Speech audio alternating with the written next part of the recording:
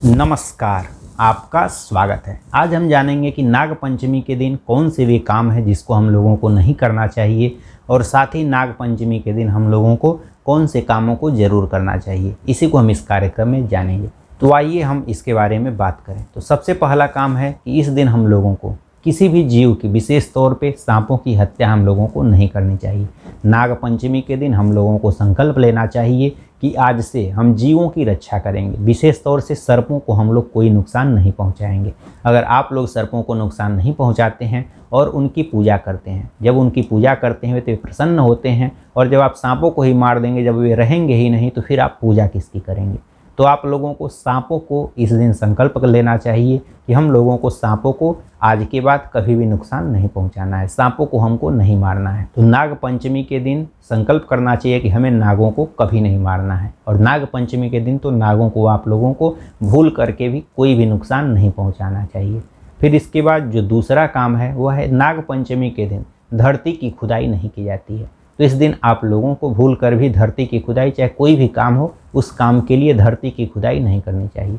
इस दिन पेड़ पौधों को लगाने के लिए भी धरती की खुदाई नहीं करनी चाहिए। या फिर खेतों में अगर आप जुताई कराना चाहते हैं तो नाग पंचमी के दिन खेतों की, चाहे धरती की किसी भी तरह से कोई भी काम हो, धरती की खुदाई इस दिन नहीं करनी चाहिए। फिर इसके बाद जो अगला काम है कि बहुत से लोगों को आपने देखा होगा, इस दिन लोग नाग पंचमी वाले दिन सर्पों की पूजा करते हैं। जो असली सांप होते हैं उनकी लोग पूजा करते हैं और उनको दूध पिलाते हैं।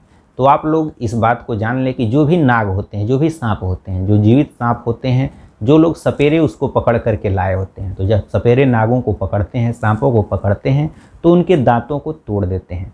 दांतों को तोड़ देने के कारण उनका ऊपर घाव बन जाता है, और जब दांतों को उनका तोड़ दिया जाता है तो इसके कारण वे लोग शिकार नहीं कर पाते हैं। जब नाग शिकार नहीं कर पाते तो मजबूरी में उनको जो भी कुछ मिलता है उसी को वे लोग पीते हैं, उसी को वे लोग खाते हैं। और जब सपेरे नागों को पकड़ लाते हैं तो उसके बाद से जब लोग उनके सामने दूध लेकर के जाते हैं, दूध देते हैं, तो मजबूरी में उन लोगों को दूध को पानी समझ करके सांप पीते हैं। और पीने के कारण जो उनका दांत टूटा हुआ होता है, जहाँ से दांत उनका तोड़ा गया होता है, वहाँ पर चूँकि वे लोग मांसाहारी जीव होते हैं, कोई भी सांप होता है मांसाहारी जीव होता है, और जब उसको दूध दिया जाता है तो उस दूध के कारण जहाँ पर दांत टूटा हुआ होता है वहाँ पर घाव बनना चालू हो जाता है, जिसके कारण बाद में उसको वह घाव, अगर ज़्यादा दूध उसने पी लिया तो घाव इतना बढ़ जाता है कि बाद में उस सांप की मृत्यु भी हो जाती है।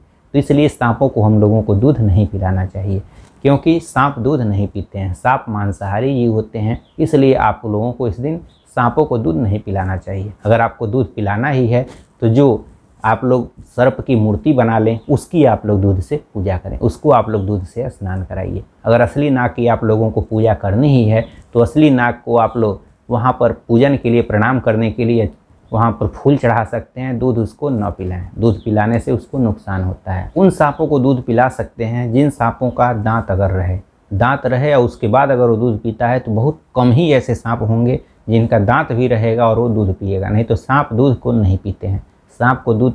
सांप दूधों को तभी पीते हैं जब वे भूखे होते हैं, और जब उनको कुछ नहीं मिलता है तो मजबूरी में दूध को ही वह पानी समझते हैं और उसी को पी लेते हैं। तो जिनके दांत होते हैं उन सांपों को आप दूध पिला सकते हैं, लेकिन ऐसे सांप आपको जल्दी नहीं मिलेंगे। और सपेरे जिन भी सांपों को पकड़ते हैं उनका दांत पहले ही तोड़ देते हैं। तो नाग पंचमी के दिन हम लोग सर्पों की रक्षा के लिए संकल्प लेते हैं कि हम सर्पों की रक्षा करेंगे, उनका संरक्षण करेंगे, उनका संवर्धन करेंगे, और हम ही लोग सांपों को दूध पिला करके और उनको मार देते हैं, क्योंकि वे लोग दूध पीते ही उनका घाव और बढ़ जाता है और बाद में उनकी मृत्यु हो जाती है। इसलिए आप लोगों को सांपों को दूध नहीं पिलाना चाहिए और सांपों की रक्षा का इस दिन संकल्प लेना चाहिए।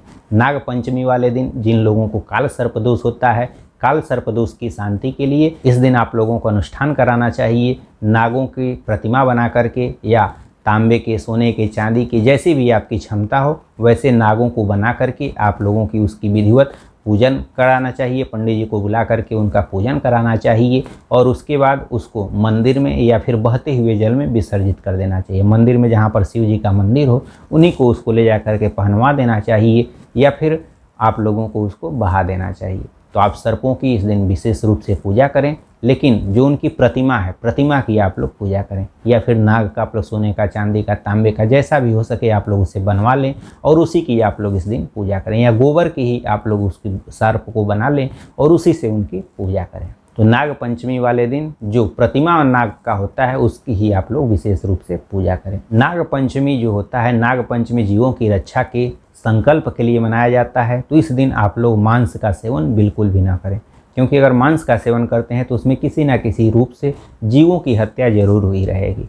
और उस दिन नाग पंचमी का दिन जीवों की हत्या न करने का संकल्प लेने के लिए होता है। और उस दिन आप लोग अगर मांस खाते हैं तो इससे भी घोर आपको पाप लगता है। तो इसलिए आप लोगों को नाग पंचमी वाले दिन मांसाहार का, अगर जो लोग भी सेवन करते हैं तो मांसाहार का सेवन बिल्कुल भी न करें। नाग पंचमी के दिन अगर आप लोग भगवान शिव की कोई भी विशेष पूजा करना चाहते हैं या कराना चाहते हैं तो नाग पंचमी के दिन भगवान शिव की विशेष रूप से आप लोग पूजा कोई भी कर सकते हैं या करा सकते हैं। रुद्राभिषेक कराना हो या कोई भी अनुष्ठान अगर भगवान शिव का आपको शुरू कराना हो तो उसके लिए यह नाग पंचमी का दिन भी सबसे अच्छा माना जाता है। नाग पंचमी कब है और इसके महत्व के बारे में हमने अलग से वीडियो बनाया हुआ है, उसे अगर देखना है तो जा करके आप देख सकते हैं। आशा करता हूं कि आप लोगों को यह वीडियो अच्छा लगा होगा। इन्हीं सब बातों के साथ हम आपसे विदा लेते हैं। नमस्कार, धन्यवाद।